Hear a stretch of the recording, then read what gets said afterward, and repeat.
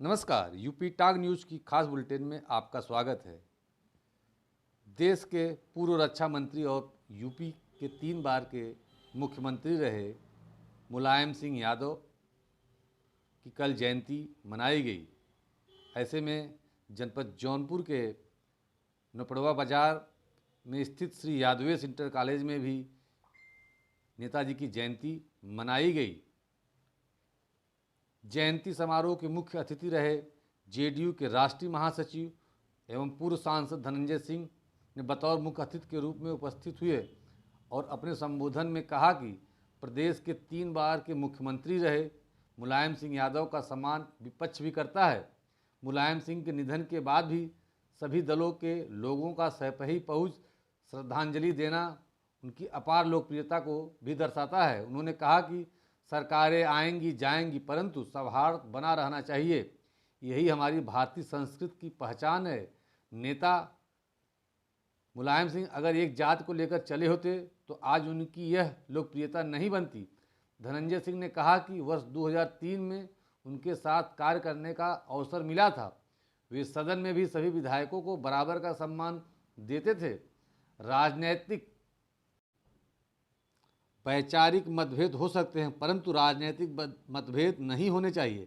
कार्यक्रम से पूर्व धनंजय सिंह ने मुलायम सिंह के चित्र पर पुष्पांजलि अर्पित की। मुख्य अतिथि द्वारा आयोजक जिला पंचायत सदस्य महेंद्र कुमार यादव एवं ब्लॉक प्रमुख मनोज कुमार यादव द्वारा 50 किसानों के बीच अग्रिम हेतु 1 लाख रुपया सहायता राशि एवं 20 दिव्यांगों को ट्राईसाइकिल प्रदान की गई।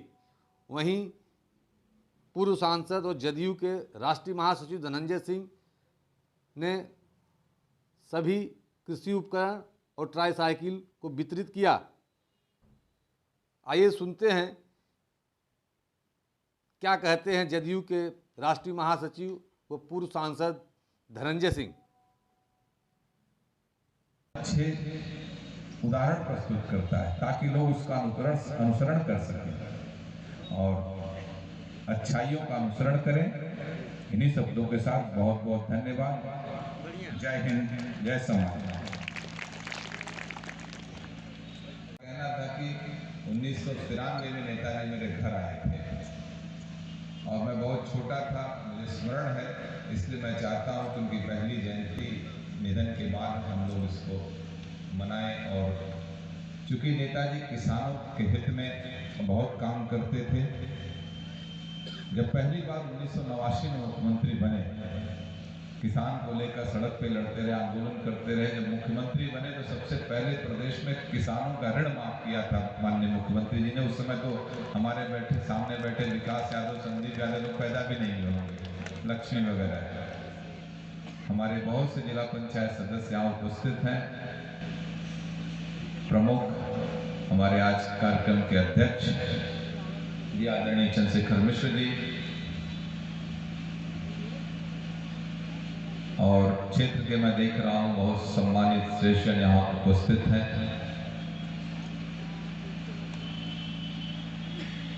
हमसे पूर्व वक्ताओं ने भी अपने अपने भाव रखे। अंकित ने अपनी अभिव्यक्ति उतनी अच्छी न रह पाई हो लेकिन उसके भाव बहुत अच्छे रहे हैं। सभी लोग जिन वक्ताओं ने मंच उनको लगा, ज्योति यादव जी ने भी पहली बार हमको लगा मंच पर, तो एक भाव जो देखने को मिला वो लोगों का बहुत ही अच्छा था और अपने नेता के प्रति ऐसा ही समर्पण और भाव होना भी चाहिए।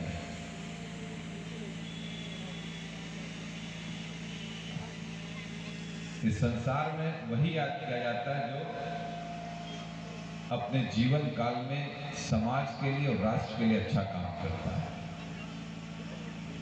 और श्रद्धेय मुलायम सिंह जी को जब जब अवसर मिला मुख्यमंत्री के रूप में काम करने का, रक्षा मंत्री के रूप में काम करने का, उन्होंने जरूर अपने निर्णयों से समाज में एक छाप छोड़ी। हम लोगों को अवसर मिला था उनके साथ। मैं पहली बार 2002 में विधायक बन के गया तो उस समय कोई सरकार 2 महीने नहीं बनी, तो फिर किसी तरीके से सरकार बनती है और उस सरकार से हम लोग निर्दलीय विधायक थे, विरोध प्रारंभ होता है और एक साल कुछ महीने में सरकार चली जाती है, उसमें हम लोगों को जेल जाना पड़ता है। और उस जेल जाने के दरमियान हम लोगों से 2 बार नेताजी जेल मिलने आए। और उनके साथ साथ और सबसे बड़ी खासियत थी कि नेता जो है अपने इर्द गिर्द किस तरीके के लोगों को रखता है। माननीय मुलायम सिंह जी के साथ हम लोगों ने देखा, उनके साथ सोशलिस्टों की फौज हुआ करती थी। जनेश्वर मिश्र जी थे, रमन जी थे, भगवती सिंह जी थे, मनमोहन सिंह जी थे, बहुत से लोग, वरिष्ठ लोग जो सोशलिस्ट लोग, यानी प्रसाद वर्मा जी थे, जो सोशलिस्ट लोग थे, उनके साथ थे। और उस मजबूत सोशलिस्ट नींव पे ही मुलायम सिंह जी की राजनीति इतने लंबे समय, लगभग 50 वर्षों तक देश की राजनीति पे अपनी अमिट छाप छोड़ने में कामयाब। रिकॉर्डिंग लगाओ वहाँ पे। हमें याद है सदन में जब 2003 में मुख्यमंत्री बनते हैं तीसरी बार, नेताजी तो सदन के सभी विधायकों को, आज लोकतंत्र में जिस तरीके का मैं देखता हूँ थोड़ी सी कमी दिख रही है, उसमें हमेशा नेताजी का एक प्रयास होता था कि जनता के द्वारा चुने गए प्रतिनिधि का सम्मान बराबर हो। वैचारिक मतभेद हो सकते हैं, हम लोग को बहुत कुछ सीखने को मिला। वैचारिक में मतभेद हो सकते हैं, राजनीति में विभिन्न राजनीतिक पार्टियां हैं, हमारे विचार अलग हो सकते हैं, किसी के विचार अलग हो सकते हैं, लेकिन उद्देश्य सबका एक है, समाज हित में काम करना। और प्रदेश के मुखिया के रूप में इस तरीके के विचार उन्होंने हमेशा व्यक्त करने का प्रयास किया। चाहे वो जब उनको अवसर था पिक एंड चूज का काम नहीं किया, सड़कें देने की बात रही हो, 5 किलोमीटर सड़क 2003 में उन्होंने घोषणा की तो सभी को दिया, सारे विधायकों को। उन्होंने नहीं देखा कौन भाजपा का, कौन सपा का है, कौन कांग्रेस का है, कौन इंडिपेंडेंट है, सभी को देने का काम किया। एक डेमोक्रेटिक तरीके से सदन को चलाने का काम किया। और किस तरीके से रिश्तों का निर्वाह होता है, माननीय मुलायम सिंह जी ने अपने जीवन में रिश्तों को बड़ी संजीदगी के साथ निर्वाह करने का प्रयास किया। चाहे वो छोटा सा कार्यकर्ता हो, चाहे वो बड़ा कार्यकर्ता हो, कोई बड़ा से बड़ा देश का व्यक्ति हो, उनका छोटा सा भी कार्यकर्ता तो उसे उन्होंने उतना ही आदर देने का काम किया है। अभी मैं जब शोक संवेदना देने गया था इटावा में, हम लोग भी गांधी आश्रम में जाके कुर्ते का कपड़ा लेते हैं, तो मैं वहां देखा गांधी आश्रम के 3-4 बुजुर्ग कर्मचारी जो रिटायर हो चुके थे, वो भी सब शोक संवेदना देने आए थे। वो भाव था उनका कि उनके प्रति जो रिटायर हो गए कर्मचारी थे, दूर के लखनऊ से जाके संवेदना व्यक्त करने का एक भाव था कि उनके प्रति कितना आदर और भाव रहा होगा, कितना प्यार देते रहे होंगे, इसीलिए वो नेताजी कहलाए। समाज में तमाम जातियां हैं, धर्म है, हिंदुस्तान विविधताओं का देश है, लेकिन इन सब चीजों के बीच जो राजनेता होता है वो प्रयास करता है समाज को किस तरीके से एक पुष्पगुच्छ की तरफ पिरो के एक साथ रखे और देश को मजबूत बनाए।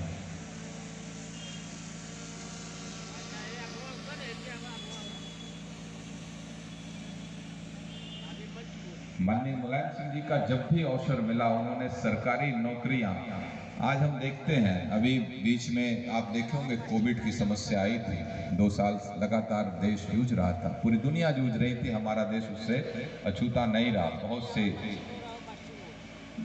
मतलब ऐसी समस्याओं का सामना लोगों को करना पड़ा कि लोगों को अस्पताल नहीं मिले, बहुत से जवान लोगों को हमने खोया इस संकट में। इस दौर में जो सबसे ज्यादा बहादुर सैनिकों की तरह लोग खड़े रहे वो हमारे सरकारी कर्मचारी रहे, चाहे वो 4th क्लास का एम्प्लॉय रहा हो, चाहे वो क्लास 1 का अधिकारी रहा हो, सब लोग, चाहे अस्पतालों, चाहे डिस्ट्रिक्ट हॉस्पिटल, आप देखिए चुनाव ड्यूटियां रही हो, चाहे इससे नहीं देखा जाता है। और रही बात 2024 के चुनाव को लेकर, तो एक हमारे नेता माननीय नीतीश कुमार जी पूरे देश में घूम रहे हैं, लोगों से मिल रहे हैं, ताकि एंटी एनडीए एक वातावरण पूरे देश में यूपीए का बनाया जा सके, सबको एक मंच पे लाकर चुनौती दी जा सके। और उस दिशा में काम भी चल रहा है। अभी मैनपुरी का उपचुनाव चल रहा है। हमारी जेडीयू की पूरी प्रदेश इकाई वहाँ पर लगी हुई है, समाजवादी पार्टी को वहाँ पर चुनाव जितवाने के। ठीक। और आज किस तरह का कार्यक्रम है आयोजित है और किस कार्यक्रम में आप सम्मिलित हुए? आज श्रद्धेय मुलायम सिंह जी की जयंती थी और इस अवसर पे यहाँ के ब्लॉक प्रमुख और जिला पंचायत सदस्य जो कि हमारे निर्माण समिति के अध्यक्ष भी जिला पंचायत थे, उन्होंने एक कार्यक्रम उनके जन्मदिवस के अवसर पर आयोजित किया था, जिसमें कि जो किसान हमारे प्रोग्रेसिव किसान हैं इस ब्लॉक के, उनको सम्मानित धनराशि भी दी गई और साथ साथ दिव्यांगों को ट्राईसाइकिल वितरण किया गया।